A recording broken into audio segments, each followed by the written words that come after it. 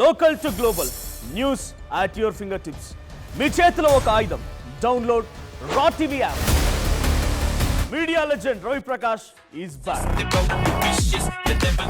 కాకినాడ జిల్లాలో ఈరోజు సిపిఐ జిల్లా సమావేశం అయితే జరిగింది. ఈరోజు ప్రధానంగా ముఖ్య అతిథి కూడా రాష్ట్ర ప్రధాన కార్యదర్శి ఈశ్వరయ్య కూడా పాల్గొన్నారు. ప్రస్తుతం మాట్లాడే ప్రయత్నంతో ఎటువంటి అంశాలు ఈరోజు మాట్లాడడం జరిగిందని కూడా తెలుసుకునే ప్రయత్నిద్దాం. సార్ చెప్పండి, ఈరోజు ఈ యొక్క సమావేశంలో ఎటువంటి అంశాలు చర్చించడం జరిగింది సార్?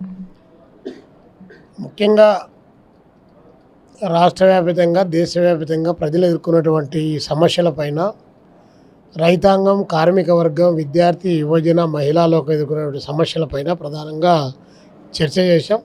అందులో భాగంగానే కేంద్ర రాష్ట్ర ప్రభుత్వాలు అవలంబిస్తున్నటువంటి ప్రజా వ్యతిరేక విధానాలపైన భవిష్యత్తులో తీవ్రమైనటువంటి పోరాటాలకు మనం సిద్ధం కావాలి. ఆ నేపథ్యంలో మన పార్టీ, మన ప్రజా సంఘాల నిర్మాణాన్ని మరింత పటిష్టవంతం చేసుకోవాలనేటువంటి ఆ కోణం నుంచి ఈరోజు జిల్లా జనరల్ సమావేశంలో చర్చించడం జరిగింది. ముఖ్యంగా కేంద్రంలో అధికారంలో ఉన్న నరేంద్ర మోడీ ప్రభుత్వం రైతాంగ వ్యతిరేక విధానాలు మొదలుకొని కార్మిక వ్యతిరేక విధానాల వరకు చాలా పెద్ద ఎత్తున ఇలాంటి నిర్ణయాలు తీసుకుంటా ఉంది. కార్మికులకు 44 లేబర్ చట్టాలను 4 కోట్లుగా మార్చి వారిని అర్ధరాత్రి పూట కూడా పని చేయాలి, పని చేయకపోతే ఉద్యోగాలు ఉంటే తీసేయాలనేటువంటిది కానీ, లేదా లే ఆఫ్ అనేటువంటి దానితో కార్మికులతో సంబంధం లేకుండా యాజమాన్యం ప్రకటించుకోవాలనే అంశం కానీ, లేదా రోజుకు 12 నుంచి 14 గంటలు పనిచేయాలనేటువంటి దుర్మార్గ చట్టాలు కానీ, ఇవన్నీ కూడా కార్మిక వర్గానికి ఏమాత్రం కూడా ప్రయోజనకరమైనవి కావు. కాబట్టి వీటిపైన భవిష్యత్తులో మరింత పోరాటం చేయాలనేది మా పార్టీగా మేము భావించినటువంటి. రైతాంగానికి సంబంధించి రోజుకు 31 మంది రైతులు ఆత్మహత్యలు చేసుకుంటా ఉన్నారు. పాలక వర్గాలేమో ఎంఎస్పీ అని చెప్పేసి చెప్పడమే తప్ప ఇంతవరకు వాటికి సంబంధించి మినిమం సపోర్ట్ ప్రైస్ ఇచ్చినటువంటి పరిస్థితి లేదు. స్వామినాథన్ కమిషన్ చేసిన సిఫారసులు కూడా అమలు చేయనటువంటి స్థితి ఈ దేశంలో కొనసాగుతుంది. 3 రైతాంగ వ్యతిరేక చట్టాలు తీసుకొని వస్తే రైతులు 750 మంది చనిపోయి దానికి వ్యతిరేకంగా పోరాటం చేసినా, పార్లమెంట్లో మౌఖికంగా అది రాత రూపంలో రాయిచ్చిచ్చినా కూడా ప్రధానమంత్రి గారు దాన్ని ఇంప్లిమెంట్ చేసేటువంటి పరిస్థితిలో లేడు. కాబట్టి ఇవన్నీ కూడా రైతాంగ వ్యతిరేకమైనటువంటి. రాష్ట్రంలో కూడా కూటమి ప్రభుత్వం ఏదైతే అధికారంలో చంద్రబాబు నాయుడు గారి నాయకత్వంలో నడుస్తుందో ఆ కూటమి ప్రభుత్వం కూడా చెప్పినటువంటి వాగ్దానాలకు, ఆచరణకు చాలా భిన్నమైనటువంటి పద్ధతిలో వ్యవహారాన్ని కొనసాగిస్తుంది. ఈరోజు ప్రతి నియోజకవర్గానికి 1,00,000 ఎకరాలు భూ బ్యాంకు పేరుతో భూములు కలెక్ట్ చేసేటువంటి పరిస్థితి ఒకవైపు ఉంటే, రెండో వైపు నుంచి భూములన్నీ కూడా తీసుకొని కార్పొరేట్లకు కారు చౌకగా కట్టబెట్టేటువంటి విధానాలకు శ్రీకారం చుట్టారు. అది విశాఖలో ఉన్నటువంటి ఉరుసాదానికి సంబంధించి కానీ, లేదా టీసీఎస్ కంపెనీకి సంబంధించి కానీ, లేదా గూగుల్ డేటాకు సంబంధించి కానీ ఎవరైనా పరిశ్రమలు రావడాన్ని వ్యతిరేకించాల్సినటువంటి అవసరం లేదు. కమ్యూనిస్ట్ పార్టీ పారిశ్రామిక అభివృద్ధి జరగాలని కోరుకుంటుంది. కానీ పారిశ్రామిక అభివృద్ధి జరగేటువంటి నేపథ్యంలో కొత్త పరిశ్రమలు నెలకొల్పుతున్నారని చెప్తున్నారు తప్ప పాత పరిశ్రమల బతికి ఏంటి? ఈరోజు విశాఖ స్టీల్ ప్లాంట్ 32 మంది విద్యార్థుల ప్రాణాల బలిదానం, 2 లక్షల ఎకరాలు పొలాలు ఇచ్చినటువంటి రైతాంగం యొక్క త్యాగం, 68 మంది కమ్యూనిస్ట్ పార్టీల శాసనసభ్యుల యొక్క పదవి త్యాగాలతో పునీతమైనటువంటి విశాఖ స్టీల్ ప్లాంట్ ఈరోజు అమ్మకానికి పెట్టారు. దాన్ని సహజ మరణం చెందేటువంటి పద్ధతిలో రాజకీయ విధానాలు అమలు చేస్తున్నారు. దానికి స్వతంత్రమైనటువంటి బొగ్గు గనులు కేటాయించట్లేదు. కానీ పక్కనేటువంటి నక్కలగండి దగ్గర ఏర్పాటైనటువంటి స్టీల్ ప్లాంట్కి మాత్రం స్వతంత్ర బొగ్గు గనులు ఇవ్వాలని చెప్పేసి ఈ రాష్ట్ర 3 పీల పేరుతో ప్రైవేటీకరణ ఏమైనా చేస్తామని చెప్పమని చెప్పి మేము చంద్రబాబు నాయుడు గారిని అడుగుతా ఉన్నాం. ఏంటి 18 నెలల్లో సాధించిన ప్రగతి ఏంటి? విశాఖపట్నంలో పెద్ద ఎత్తున పారిశ్రామికవేత్తలతో కూడినటువంటి వాళ్ళు దేశాల నుండి వచ్చారు. 20 లక్షల కోట్ల రూపాయలు పెట్టుబడి పెట్టారు. 20 లక్షల మందికి ఉద్యోగాలని చెప్పారు. ఇదేం కొత్త? 2014 నుంచి 2019లో కూడా ఇలాంటి సమ్మిట్లు చాలా జరిగాయి కదా. మీ తర్వాత జగన్మోహన్ రెడ్డి గారు కూడా సమ్మిట్లు పెట్టారుగా, ఆయన పెట్టారుగా. 1751 ఎంఈఓల పైన సంతకాలు చేశారు. ఏంటి? ఏ పరిశ్రమ వచ్చింది? ఏ పరిశ్రమ రాబోతూ ఉంది? వచ్చిన దాంట్లో ఎంత ఉద్యోగం ఏంది? ఉత్పత్తి ఏంది? రేపు సమాజానికి ఏంటి ఉపయోగం అనేటువంటిది క్లియర్ చేయాలి కదా. అంటే పత్రికలు, టీవీలలో ఇష్టారాజ్యంగా రాసుకొని వాటి మీడియాలో ప్రచారం చేస్తే ఇది జనం హర్షిస్తారా? మరి ఈ 2014 నుంచి 2019 వరకు 60 లక్షల కోట్లు వచ్చాయి మీ 2 ప్రభుత్వాల కాలంలో. మరి ఏది ఆ డబ్బులన్నీ 60 లక్షల కోట్లు వచ్చాయి? ఎన్ని పరిశ్రమలు వచ్చాయి? ఎన్ని ఉద్యోగాలు క్రియేట్ చేశారు? ఏ ప్రాంతంలో ఏ సమగ్ర అభివృద్ధి జరిగింది? నీటిపారుదల ప్రాజెక్టులు అట్లే ఉన్నాయి. పారిశ్రామిక అభివృద్ధి సరిగా జరగలేదు. ఉన్న పరిశ్రమలకు శంకుస్థాపన చేశారు. కడప స్టీల్ ప్లాంట్ లేదు, రామాయపట్నం పోర్టు లేదు, కాకినాడ షెడ్జు లేదు, ఎల్లో ఫెరియస్ కంపెనీలు లేవు. మొత్తం అన్నీ మూత, స్పిన్నింగ్ మిల్లులు, రైస్ మిల్లులు, దాని తర్వాత చక్కెర మిల్లులు అన్నీ మూత పడిపోతున్నాయి, పాల కేంద్రాలు అన్నీ మూత పడిపోతున్నాయి. సర్వం నడ్డీసి ఈరోజు ప్రైవేటీకరణ వైపున పరుగులు తీస్తూ ఉంది. దానికేమో ఇప్పుడు సింపుల్గా 3PPP అని 3 Pలు పెట్టుకొని చివరికి మెడికల్ కాలేజీలు కూడా ప్రైవేటీకరణ చేసి 2500 మెడికల్ సీట్లు ఈరోజు ప్రైవేట్ వ్యక్తులకు అప్పగించి 1 కోటి 1.5 2 కోట్లకు అమ్ముకొని దాన్ని మీరు చేసుకోండి అని. పైగా జగన్మోహన్ రెడ్డి గారు 47% అమ్మకానికి పెడితే మీరు 100% అమ్మకంతో పాటు 35 సంవత్సరాలకు లీజులు ఇచ్చి ఆ ల్యాండ్తో సైతం మీరు రియల్ ఎస్టేట్ వ్యాపారం చేసుకోమని చెప్తే ఈ ప్రభుత్వానికి ఏం బాధ్యత ఉంది అని చెప్పి అడుగుతున్నాం. ఇంకా పైన పవన్ కళ్యాణ్ గారు ఆయనంగా వేరే, ఆయన రూట్ వేరే.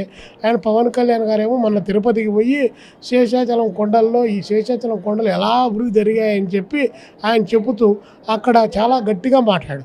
ఏది ఎర్రచందనం దొంగలపైన ఉక్కుపాదం మోపుతాం, ఉక్కుపాదం కాకపోతే ఏ పాదమైనా మోపు, వాళ్ళను శిక్షించు, అన్ని రకాలుగా వాళ్ళను లోపల పెట్టు, మేము కూడా హర్షిస్తాం.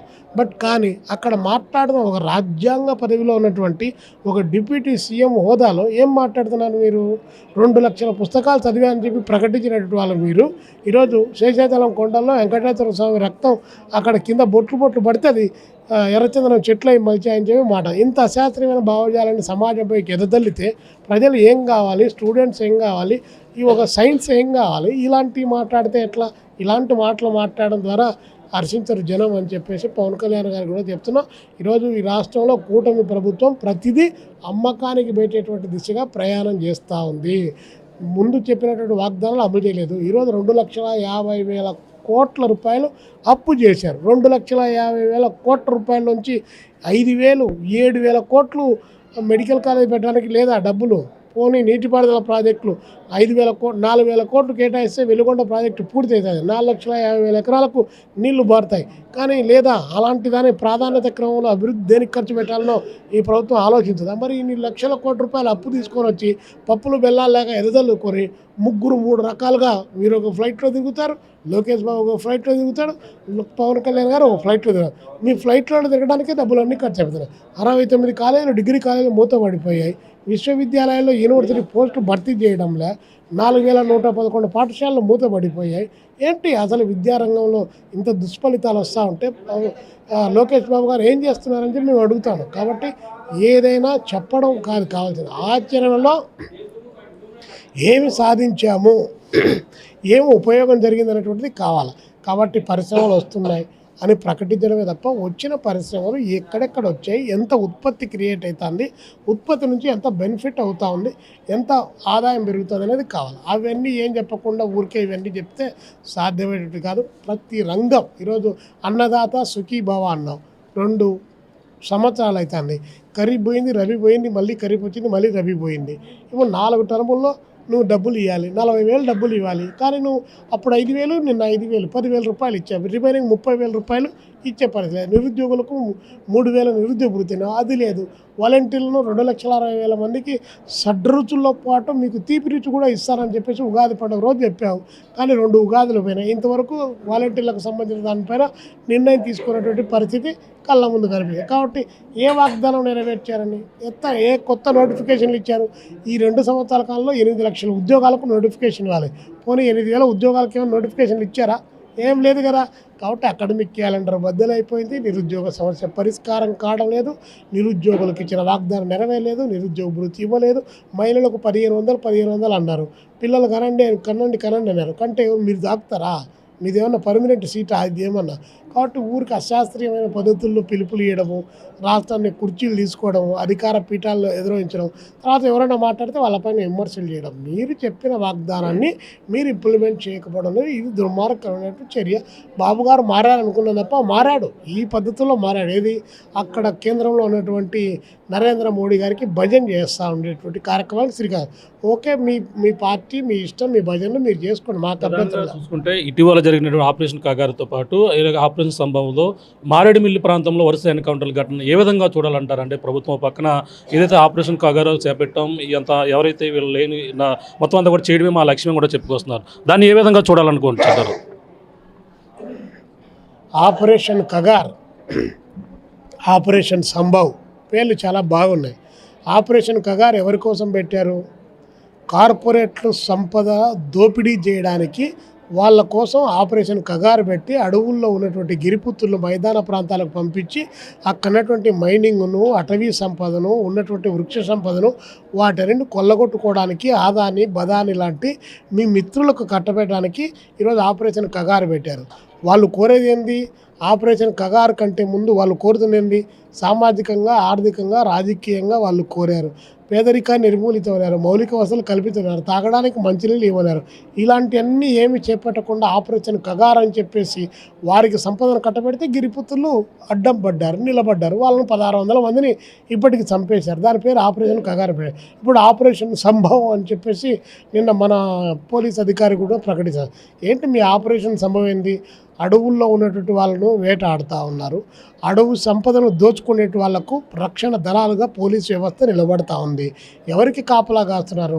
నిన్న వైద్యం కోసం వచ్చి వాళ్ళు లొంగిపోవాలని చెప్పేసి ఆయుధాలతో సహా లొంగిపోతామని చెప్పేసి శాంతి చర్చల కోసం అని చెప్పేసి జర్నలిస్టుల ద్వారా బస్తర్ జిల్లాలో ఒక ప్రయత్నం చేస్తే అది హోమ్ మినిస్టర్ అఫేర్స్కి పోతే హోమ్ మినిస్టర్ అఫేర్స్ నో సమస్య లేదు, లొంగిపోతే మేము పడుకొని నిద్ర రాదు కాబట్టి మేము చంపాలనేటువంటి ఒక నిర్ణయానికి వచ్చారు. కాబట్టి ఇక్కడ నుంచి పట్టుకొని పోయి తీసి అక్కడ రంపచోడవరం కానీ మారేడుపల్లిలో కానీ జరిగినటువంటి 2 ఫేక్ ఎన్కౌంటర్లు. ఇది జనం జాతి అంతా నిరసిస్తూ ఉంది. పోలీసులు కూడా రూటు మార్చారు ఇప్పటికే. ఏది జరిగినటువంటి దానిపైన హిడ్మా చాలా గొప్పవాడు అది ఇదని ఇప్పుడు ప్రకటిస్తున్నారు. నిన్నటి వరకు హిడ్మా దొంగ అన్నారు, దోపిడీదారుడు అన్నారు, అతను సంపద కొల్లగొట్టి అన్నాడు. కానీ నిన్న శవం దగ్గరికి వచ్చేసి వాళ్ళ అమ్మను చూసిన తర్వాత ఏమన్నా మాట్లాడడానికి అసలు మెదడుందా, సిగ్గుందా? అక్కడ ఎవడో కరీంనగర్లో ఒక ఆయన ఉన్నాడు, ఎవరు బండి సంజయ్ అని చెప్పేసి మినిస్టర్, అర్బన్ నక్సలైట్ ఏరేస్తాం, వీళ్ళంతా ఏసీ గదుల్లో ఉంటారు, వీళ్ళంతా కథలు చెప్తారు. ఏది నీకంటే కథలు ఇవ్వడం చెప్తున్నాడా?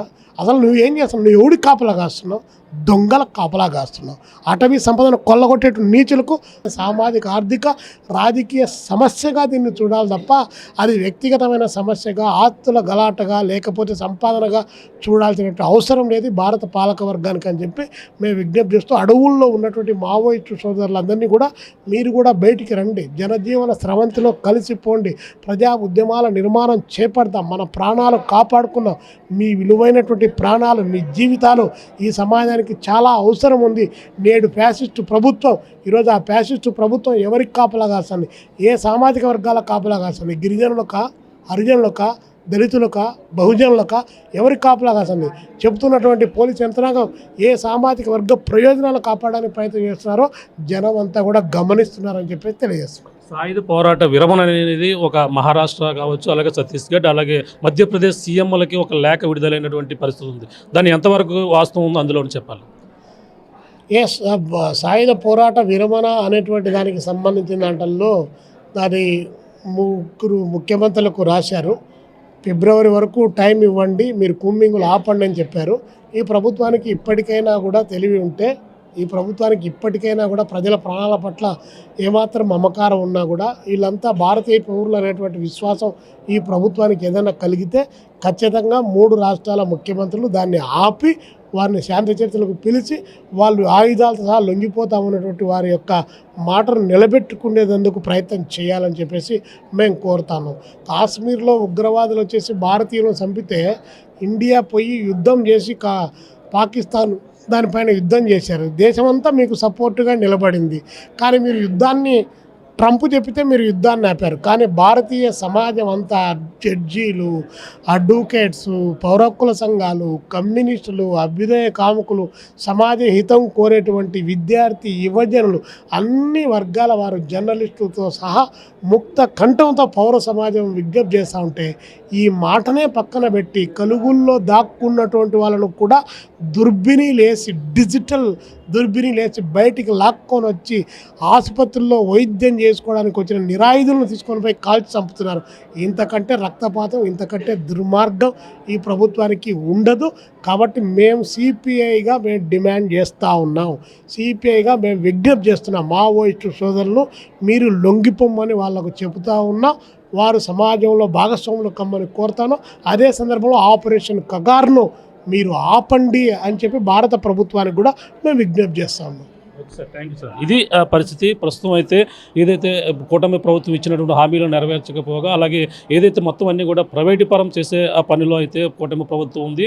అలాగే ముఖ్యంగా ఏదైతే ఇప్పుడు జరిగినటువంటి వరుస ఎన్కౌంటర్ల విషయంలో కూడా, అలాగే ఇవన్నీ కూడా బూటకపు ఎన్కౌంటర్లుగా కూడా చెప్పుకొస్తున్నారు. ఏదేమన్నా దాన్ని మేము సపోర్ట్ చేయడం లేదు, వాళ్ళంతా కూడా ప్రజాస్వామ్యంలోకి రమ్మని మేము కూడా చెప్పుకొస్తున్నాం. పక్కన శాంతి చర్చల పేరుతో వచ్చినటువంటి వారిని, అలాగే హాస్పిటల్కి వచ్చి ట్రీట్మెంట్ కోసం వచ్చిన వారిని పట్టుకుని వచ్చి వాళ్ళనైతే ఈ విధంగా కాల్చి చంపి ఈ విధంగా ఎన్కౌంటర్గా చిత్రీకరించే పనిలో చేస్తున్నారని కూడా చెప్పుకొస్తున్నారు. ఏదేమైనా ఈ యొక్క ఏదైతే జరుగుతున్నటువంటి వాటిని కూడా సమర్థించడం లేదు. వాళ్ళందరూ కూడా ప్రజాస్వామ్యంలోకి వచ్చి పోరాడి ఇప్పుడు ఉన్నటువంటి సమస్యలపై మొత్తం అందరూ కూడా కలిసి ముందుకు వెళ్దామని కూడా చెప్పుకొస్తున్నటువంటి పరిస్థితి ప్రధానంగా ఉంది. ఏదేమైనా ఈరోజు కాకినాడలో ఈరోజు అయితే జనరల్ బాడీ సమావేశం నిర్వహించి, అలాగే పలు సంస్థలతో పాటు ఈరోజు కూటమి ప్రభుత్వం అమలు జరుపుతున్నటువంటి విధానాలపై కూడా వ్యతిరేకిస్తూ, పక్కన ప్రైవేటీకరణ చేస్తున్నటువంటి విధానాన్ని కూడా పూర్తిగా వ్యతిరేకిస్తున్నారు. పక్కన విశాఖ స్టీల్ ప్లాంట్ కావచ్చు, అలాగే ఏదైతే ఈ యొక్క సెజ్ భూములు కావచ్చు, వీటిపై ఎటువంటి పరిశ్రమలు కూడా రాలేదు. వచ్చినటువంటి పరిశ్రమలు వస్తున్నాయని చెప్తున్నారు తప్ప ఎక్కడ వస్తున్నాయి, ఏ విధంగా వస్తున్నాయి, ఎంత పెట్టుబడులు ఏ విధంగా వస్తున్నాయి కూడా ప్రభుత్వం ఎక్కడ కూడా దేనికి కూడా క్లారిటీ ఇవ్వడం లేదని కూడా ఈ యొక్క సిపిఐ పార్టీకి సంబంధించినటువంటి జిల్లా ప్రధాన కార్యదర్శి ఈశ్వరయ్య అయితే చెప్తున్నటువంటి పరిస్థితి ప్రధానంగా ఉందని చెప్పాలి. ఇది కూడా తాజా పరిస్థితి. కెమెరాతో ప్రకాష్, RTV, కాకినాడ నుంచి. చరిత్ర సృష్టించినోడు ఇప్పుడు ఆ చరిత్రని తిరగరాయబోతున్నాడు. అబద్ధాల గోడల్ని బద్దలు కొట్టి నిజాలను రాగా మీ ముందుంచబోతున్నాడు. నిజమైన వార్తల కోసం వెంటనే డౌన్లోడ్ చేసుకోండి రా యాప్ని.